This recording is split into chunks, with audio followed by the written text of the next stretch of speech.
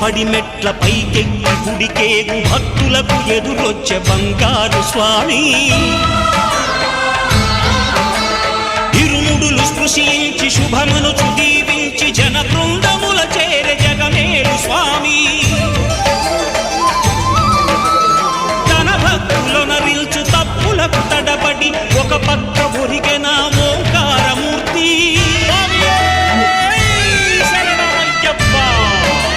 స్వాములందరూ తనకు సాయము కాగా ధీమంతుడై లేచే ఆ కన్య స్వామి